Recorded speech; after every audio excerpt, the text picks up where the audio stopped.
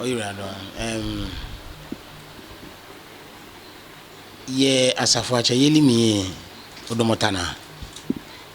Nije tabibio na ndomo. Je ke ha nuwa jengewe wekuepe. Shike ha nuwa as a whole. Nuwa as a whole no na oyemi ntalo epi.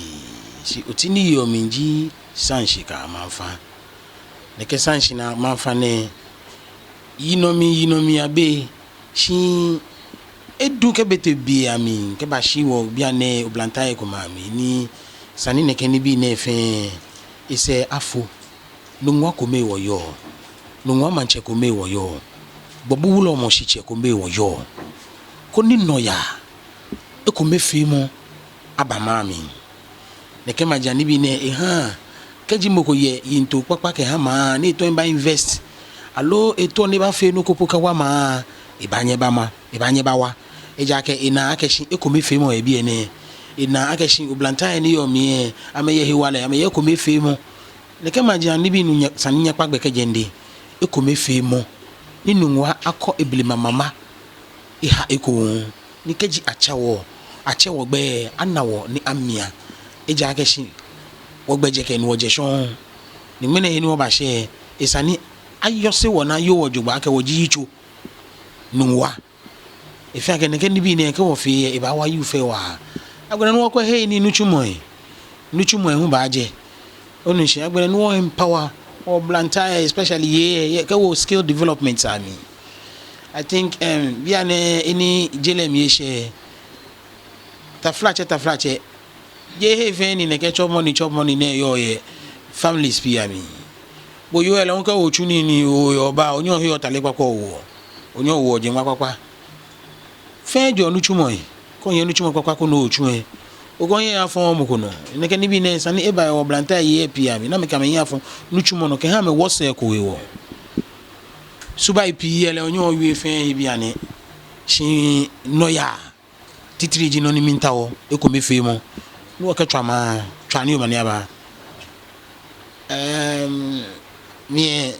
fofo na bi jimi ni beken jimi inle chon ye ne mai ba ko member mi Adangme as a whole je mo fe mo po ne nu hepo akeshin awu asafo acheko ye bi e ba ko aba cho se mi ni bi pia mi ni aba gla ni bi pia mi achon shi en ko menyi Adangme be ni sani hele mo shin aba ye gbeji ano to pi ya mi ko ni wona ukadi ke chon wo media ne no ke ha wose like future reference sani wona kusun he kome ye woji ami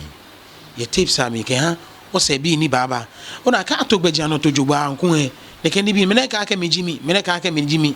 ni manche me nyo ba rule one man she ke gbeji ano to jogba ye ne ke amendment ne fe no ele tornado shi ekuko wo ba wa ke wo he wale ke wo ju mo ko ni le fi won bia ke himeji afata wo yi oni be ke be fe amekanya wo oni wo twa wo gan o machine ke wo gan Adangme ya machine iwie nungwa wo ye manche ke gbobu wulo mo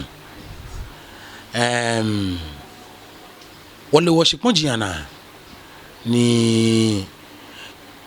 ta ekomele emi wa mo ne shin wo ba no wo badamo na ajaji ni bi tamobe ni nchon yen wie ekome drolo shi ekunku wo ba ajaji eja ke shin keji ma adamo shi jogba mo fe mo le tena ke bale documentation jio e bale money sign jio oba na ye jeme tomo epi ye ba wo shibonji epi ai ni ehani na kan shikaji ye ajeje he ni sa wojini sanu woma akechi government ye maami kometo ni ebako ne ke majansanji ne fe ni ajaje he wo ba kwe wona fe ni tomobe ni nchon ye wie nunwa akọ ebelema mamako ebu ni keji achewo anawo amia ka cheshipon ne ale ake nunwa ma shipon ne anye hiata ka cheshipon ne ale ake shilele mele ame woji ye juba courts ba recognize wo hey ni sana recognize wo signatory say I recognize ke fe na kan anye intrude with langards ke ko meke bisi basa ke na kan ni bi e ha woji kan e juba ni mlachon mla living in Tashini Buakontako. I can know why Ukushia in Pano, need 8 clans. Do say Asafache Nupani your name, say Qualoye. Danny waye shipifu ya Leon Asafache, Danny waye Asongofu ano. Ne keme tene se waye wo fe wo nupa nija Asafache me fe wo nupa iji akwashonche. Kenke me 8 niji clan 8 clan segbe ye be me 4 isa ebagbe yi. Niji akeshin efe me 12. Me 12 ne obaka kita ekome eten eha mo fe mo. Wo ke obu 12 times 3 yeah, if you're 36 in the mona jano yenungwa jano for more than 40 years ne akako neke kita yenungwa mane minda abuku akwako dan asafache me fe ko ekume ke batashi kama akwashon na baka neke kita dan mesando na akeshi ye big tax kano oblanta ye mami nuchumo ebe mami ekume fe me obe mami drug addiction ndibi baba o wona ekume so ikume mfangbe kemba wa manemi ne be manemi je wo suini eja ke gbobu ehini pipi mene komo beni wonu wa ma pafa ale was efio mi na akwa akashi efio ga nyimoko kemi anyepo akashi nyedande na wonu wa kusun ekume. And these are things we are coming to amend. No chake no ke kume ho amashi joba. Goma disale obanu obaya. Ni hia tuntu ele o kan shan ayebida. O wa kono ni mo ba chu. Fe you ade o twani o mani aba. She amahabo 4 significant things about Nongwa. Ye ga Adangme thing. Agbene wo ekomi ele mi nchi wa no ele jele mi fe. No le wope wono ni ibe hiku ehu nungwa oji hicho ke haga Adangme woko ewo afiye ligbejano to mi poe o oji oshikirenkren ke okwo wo afiye ligbejano jishito to wo no ogbe ona ke oyibi yele yili nungwa ayakusun na fio eha manche me na wo ye gashipon neno ga Adangme shipon neno ye wo gbobuko nemi dani yo imu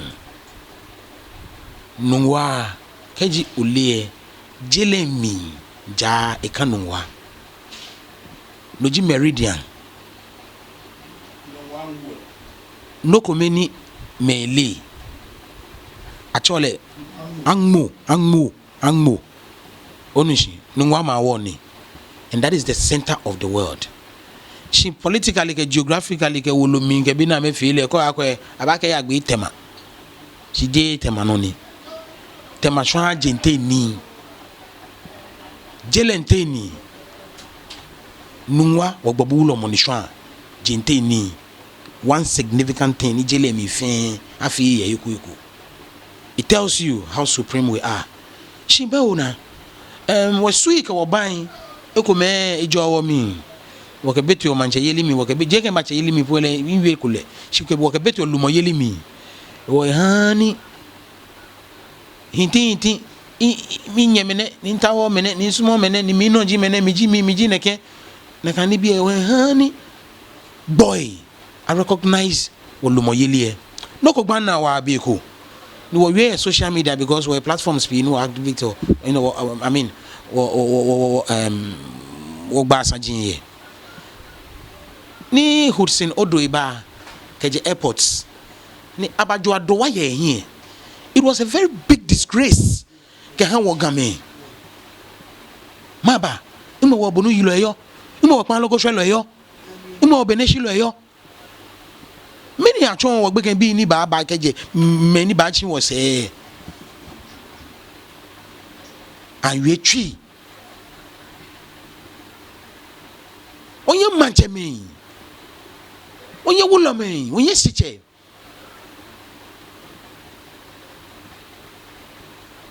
vi me ageshin esho eko ko classroom achon ni the teacher bi ageshin have you all understood okay school be class be okay yes yes me kuma yin to ji amento na ma ye ni oya me kuma ito da mento ma shani ya ma sheshin oya me kuma ye ni BP na mento na ma fi me nu na me nu shujogba me kono no me nu shujogba me ke da bi ne keke she agbene ke aba exams ma da na me wi mo ji ke eba section A anybody at all can answer because achi oloto ayo see section B abi question explain define verify break down jeme abeto ojo mo mi na kwa question obanye o deliver no ni atwon bo elo sani wojin afi wojin constitutions aba ni bi kumlai aba wo kusunye kumai ni wenche wo kusunye kumano gboje na yose wo gan adangme di be na ekpo na hie ejaje jogba na machine ba ko wo ba to mo bi ni wie o ba bete akwaso ya ni o ke himeji ba wi o ba bi amehe wale amegbe chomo ona fe ni bi papa ni dwele gan adangbe hie papa na agbala e ba hwe wo hie ni wona wo recognition e ko me ko oboto ye e musunsha in le gamanche onupa poteni ake e billboard ya ma kumasi she ko me mamogan ne ye luma ye wono inkeje by tribal war low verbal tribal verbal war nkeba shi gbehenisa ke henisa na ake ha ko ni wo gandangbe aya